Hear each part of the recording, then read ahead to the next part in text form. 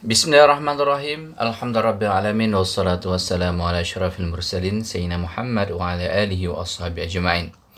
Pada video kali ini insyaallah kita akan menjelaskan tentang fikih dalam mazhab Syafi'i. Kita akan menggunakan kitab Matan Abi Syuja'. Kitab yang berada di hadapan kawan-kawan semuanya ini itu bernama kitab Inta' bi Syarhi Matan Abi Syuja' atau kitab Imta' yang menjelaskan tentang Matan Abi Syuja' dalam fikih Syafi'i.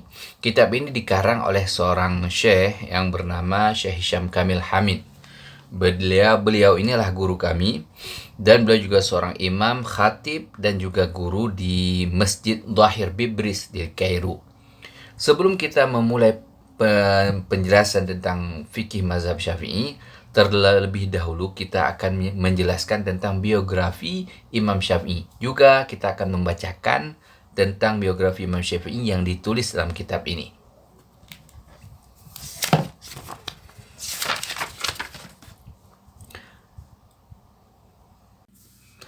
At-Ta'rif bil Imam Asy-Syafi'i, yaitu biografi Imam Syafi'i radhiyallahu anhu. Al-ismu, nama beliau Muhammad bin Idris bin Abbas bin Utsman bin Syafi'i.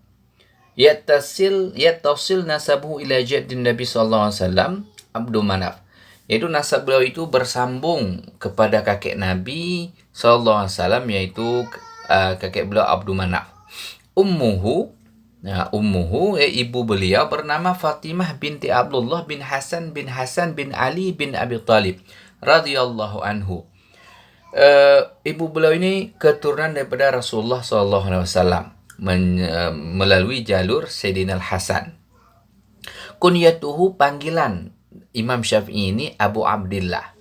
Mauliduhu, lahir Imam Syafi'i, wulida fi Gaza. Beliau ini lahir di Gaza pada tahun 150 Hijriah. Wa ba'da amaini, setelah beliau berumur 2 tahun, mata abu, ayah beliau meninggal dunia.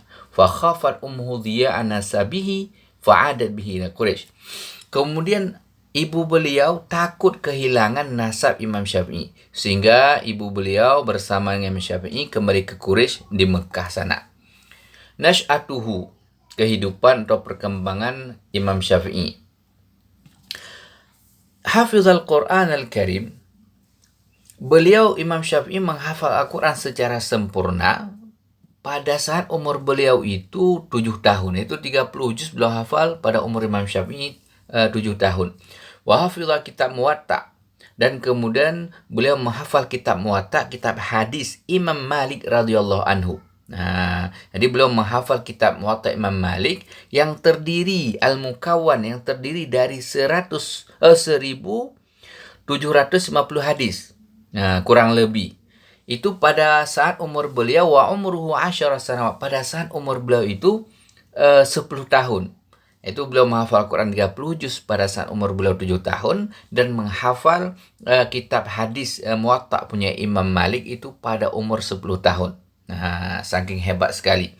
Wa arsalathu ummuhu ila qabilah Huzail. Lalu kemudian ibu beliau mengirim Imam Syafi'i ini ke kabilah Huzail hatta yatamakkan min al-lughatil arabiyyah, sehingga beliau belajar bahasa Arab di sana, dan kemudian Imam Syafi'i menghafal syair kabilah Huzail sehingga menjadi hujjah dalam bahasa Arab.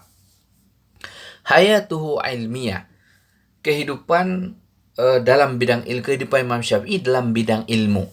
Tafaqqa ala yadi alim Makkah, beliau Imam Syafi'i belajar fikih itu kepada seorang alim, seorang ulama Mekah yang bernama Muslim bin Khalid Az-Zanji. Kemudian Imam Khalid Az-Zanji ini mengizinkan kepada Imam Syafi'i untuk memberi fatwa dan juga mengajar pada umur Imam Syafi'i masih relatif sangat muda, yaitu pada umur 15 sanah, pada umur 15 tahun. Wa kana yujalisul fuqaha wal ulama, dan kemudian Imam Syafi'i sering duduk-duduk atau bersama para ahli fikih dan para ulama. Begitu hebatnya Imam Syafi'i, umur 15 tahun, guru beliau sudah membolehkan beliau untuk mengajar dan memberi fatwa.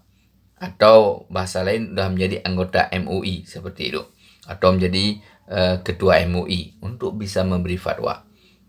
Rihlatuhu ilmiyah, perjalanan keilmuan beliau dalam menuntut ilmu.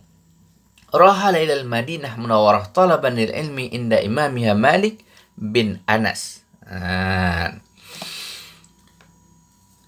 Jadi Imam Syafi'i itu kemudian pergi dari Mekah ke Madinah Al-Munawwarah itu untuk ilmu kepada Imam Malik bin Anas radhiyallahu anhu. Wa bidzalika jama fiqh al-hadis bil Madinah, sehingga beliau menguasai tentang fikih hadis di Madinah yang dipunyai oleh Imam Malik seperti itu. Wa rahala ila Baghdad, kemudian beliau pergi ke Baghdad setelah selesai mempelajari semua ilmu Imam Malik, beliau pergi ke Baghdad untuk menuntut ilmu pada Imam Muhammad bin Hasan Asy-Syaibani. Beliau menuntut ilmu pada Imam Muhammad bin Hasan Asy-Syaibani, yaitu muridnya Abu Hanifah. Itu istilahnya beliau sudah memahami, mempelajari mazhab Maliki di Madinah, kemudian beliau pergi ke Baghdad untuk mempelajari mazhab Hanafi. Wa bidzalika jama'a madhhab ar-ra'yi. Sehingga beliau berhasil kemudian mengumpulkan mazhab ra'yi. Mazhab ra'yi ini mazhab logika yang dimiliki oleh Imam Abu Hanifah. Karena Imam Abu Hanifah sedikit hadis yang beliau dapatkan ketika berada di Baghdad karena jauh dengan Madinah dan Mekah. Karena Nabi kan berada di Madinah, sehingga hadisnya banyak di Madinah, belum begitu banyak sampai ke Mekah. Sehingga Imam Abu Hanifah ini lebih banyak menggunakan Al-Quran dan mengkias hukum-hukum yang enggak disebutkan dalam Al-Quran. Karena sedikit sampainya hadis seperti itu, maka disebutlah kemudian mazhab Imam Hanafi ini madhabur ra'i, itu menggunakan logika, maksudnya menggunakan qiyas. Sedangkan mazhab Malik, beliau itu banyak menggunakan hadis, maka disebut dengan madrasatul hadis, yaitu sekolah hadis. Karena dalam hukum-hukumnya banyak menggunakan hadis, sedikit menggunakan qiyas. Begitu yang disampaikan dalam kitab ini. Fakana madhabuhu wasatan baina madrasatil ra'yi wa madrasatil hadis. Sehingga mazhab Imam Syafi'i ini menjadi penengah antara mazhatul ra'yi, mazhab logika punya Imam Hanafi, dan madrasatul hadis punya Imam Malik. Yaitu Imam Syafi'i ini mazhab beliau itu tengah-tengah antara mazhab Imam Hanafi dan mazhab Imam Maliki. Antara kedua mazhab tersebut. Sehingga belum jadi penengah antara kedua mazhab tersebut. Itu kehebatan mazhab daripada mazhab Imam Syafi'i. Madhabuhul qadim, ya, Imam Syafi'i ini beliau mempunyai dua mazhab, itu mazhab qadim dan mazhab jadid. Yang sekarang ini kita akan jelaskan tentang mazhab qadim beliau. Rahala Syafi'i ila Baghdad, Imam Syafi'i pergi ke Baghdad, itu Irak, wa dhahara fiha ijtihaduhu. Kemudian muncullah pendapat ijtihad beliau di sana. Fa'allafa kitab hujjah, kemudian beliau mengarang sebuah kitab hujjah yang bernama kitab hujjah fil fiqh, dalam bidang fikih. Masih disampaikan di sini, Imam Syafi'i ketika pergi ke Baghdad itu kemudian muncul fatwa beliau. Maka fatwa beliau yang muncul di Baghdad itu disebut dengan mazhab qadim. Sedangkan mazhab jadid, sebentar lagi akan jelaskan, itu fatwa-fatwa yang beliau keluarkan ketika beliau berada di Mesir. Itu perbedaannya. Wa min ashhuri talamidhihi, dan murid-muridnya yang sangat terkenal, yang paling terkenal ketika di Baghdad atau dalam mazhab qadim, yang pertama ada Imam Ahmad bin Hanbal, itu yang meninggal pada tahun 241 Hijriah. Kemudian ada kedua Abu Sur yang meninggal pada tahun 240 Hijriah. Kemudian ada Al-Karabisi yang ketiga meninggal pada tahun 248 Hijriah. Dan yang keempat ada Az-Za'farani yang meninggal pada tahun 260 Hijriah. Nah, sekarang mazhabuhul jadid, yaitu mazhab Imam Syafi'i yang disebut dengan mazhab jadid. Imam Syafi'i seperti yang kita jelaskan, bahwasanya Imam Syafi'i ada dua mazhabnya, mazhab qadim dan mazhab jadid. Mazhab qadim yang pendapat beliau ketika berada di Irak, sedangkan mazhab jadid pendapat beliau yang berada di Mesir. Yang kita baca sedikit. Rahala Syafi'i ila Misr. Imam Syafi'i pergi ke Mesir pertama pada tahun 195 Hijriah. Itu pertama sekali pergi ke Mesir pada tahun 195 Hijriah. Wa marrah, dan sekali lagi beliau datang pada tahun 199 Hijriah. Wa fiha allafa kitab. Nah, pada saat itu beliau mengarang kitab Al-Um yang sangat terkenal itu.